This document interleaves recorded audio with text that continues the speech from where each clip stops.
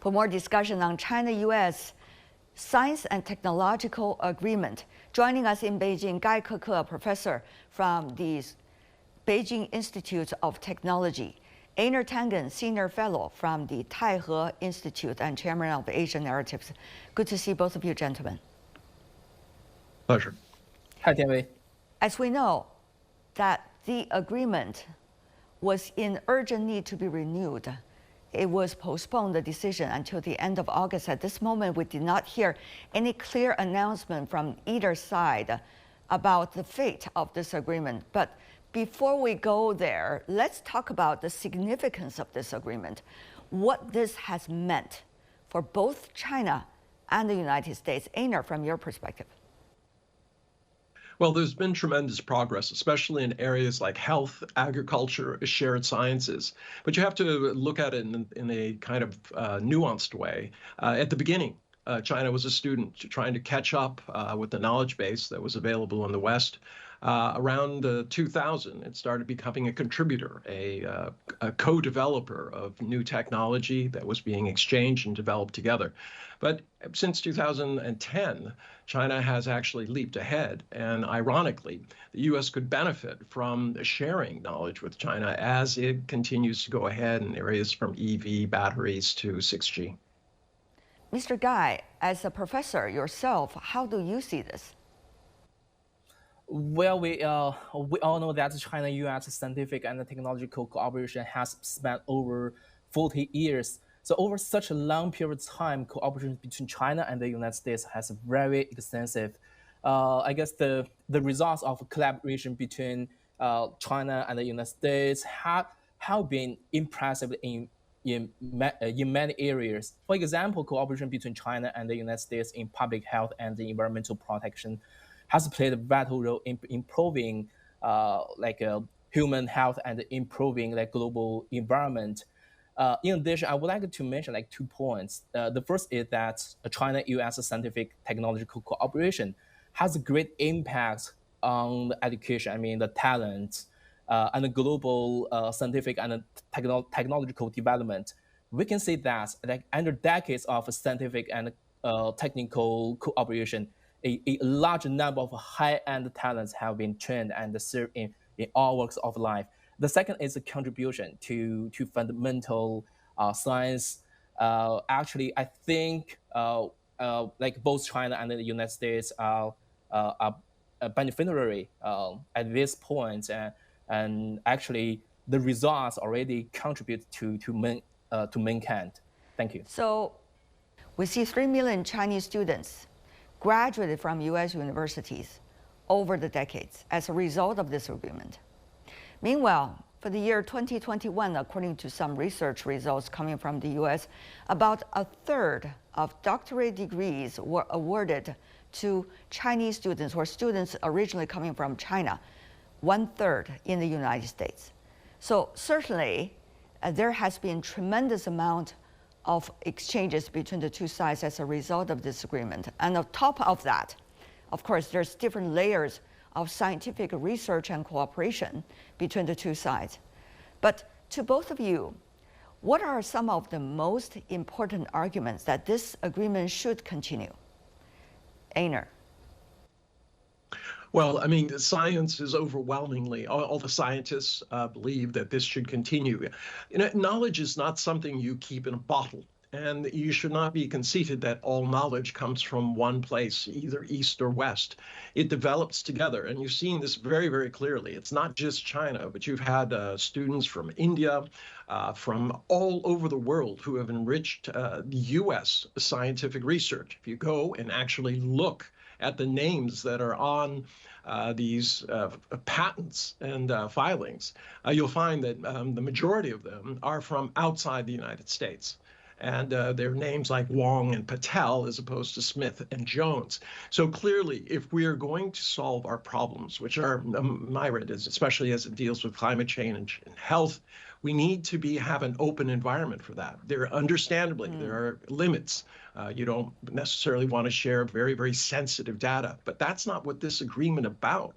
It's about trying to protect scientists who are trying to advance the issues that we need to solve in order for mankind to continue on this earth. Coco, one of the arguments coming from the U.S., at least among some, is that it was China that has been benefiting all along the way as a result of this agreement.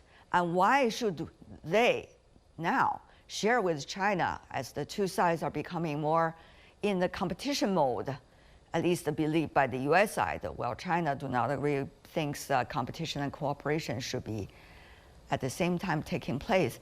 So, Coco, how do you see those arguments? Oh, well, I think it's complicated. First of all, it involves like several aspects. As I mentioned, like in addition to talents exchanges on fundamental science, I think we actually have a lot of work to do. For example, like China-U.S. scientific and technological cooperation already helps us address like a lot of common challenges together. Well, in addition, I think China-U.S. scientific and technological cooperation is very important to scientific and technological innovation. For example, we see that the AI large model is very popular now. In fact, for a long time, China and the United States have contributed a lot of like theoretical innovation and promoted the development of AI. Well, China has a huge AI market, like application needs. So, for example, the verification and the implementation of technology are equally important to the United States. I mean, actually, we can help each other at this point. And finally, I think there's no doubt that China-U.S. Technological cooperation has a visible role in promoting economic development. Like technical cooperation has like promoted the emergence of the many new products and even like many new emerging industries.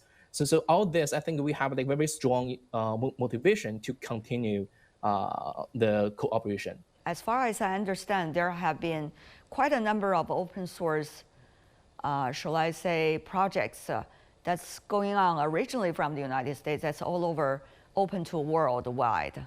Of course, China also as the second largest runner to the United States in that regard also has been arguing about opening source. So I don't understand whether this is related to science and technology agreement, which is mainly working on basic science and other things and educational exchange, or this is more about business decisions, which we see, for example, in the valley, you see a lot of discussions about this. This is more like a business decision, as long as there's no intervention coming from the government so far. Oh, I guess there's something related to the agreement because, like, even for open source projects, it consists of like different types. Some are for like research-based projects, and some are for business. If we consider that like universities, actually we already participate a lot of open source-based projects. That's most of them are research based or research oriented. So, Einer, Coco's argument is that, particularly when we are entering into a new age of technology, such as artificial intelligence, designing standards, co-developing projects, taking great advantage of opening source, and also nurture the talents related to AI, all requires cooperation between China and the United States, which can be based on this science and technological agreement that need to be renewed. Do you agree? Well, it's not just China and the United States. It's a worldwide issue. This statement, this idea that somehow China has benefited and the U.S. hasn't. Well, then half of all the patents I was referring to are being filled by foreigners, not U.S. people. That has been a long-standing issue. So the U.S. has benefited. ASPI, the Australian group, very, very critical of China, has said that China is ahead on 85% of all of the critical future technologies. This would seem like an opportunity for the U.S. to benefit from working with China. There's clear lines that you have politicians who know little about science on one side trying to make policies where the scientists themselves have said clearly in areas like, as you were mentioning, sharing data and things like this, that it is absolutely necessary. What is the relationship between, quote unquote, so-called national security vis-a-vis cooperation and agreements like this about science and technology between China and the United States? Your thoughts, Einar? Well, you have to remember all advancements in knowledge is a two-edged sword. Nuclear energy can provide cheap electricity, or it can be used to destroy people and countries. The idea that you suddenly shut down advanced thinking and research simply because it could be used in a bad way doesn't make any sense, because you need it to solve the problems that you have. So obviously, every country has issues. If they have something about long-range radar or something related to defense, they're not going to share that. But the United States has come out through their departments, and they said, look, the research that has benefited most has nothing to do with defense. It has to do with health, energy, the environment, agriculture, things that we all need. So it's stupid to say that somehow this is interfering in the ability of countries to protect themselves. Quite the contrary. It is the only way in which we can go forward and save, a world which is in real crisis right now. I mean, people should understand that the hot weather doesn't come because, this is the end of the ice age. Well said, Ke.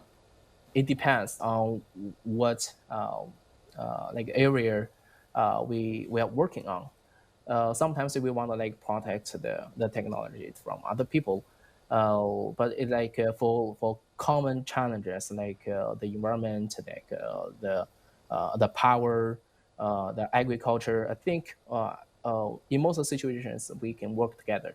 After all, China and the United States are among the two of the strongest science and tech powers of the world. If the two do not work together, what kind of message is it sending to the rest of the world? And the impact of that cannot be necessarily only articulated now. I guess it will be felt all over the world. But for now, I want to thank both of you for your contribution. Einar Tangen, Ke. Thank you so much.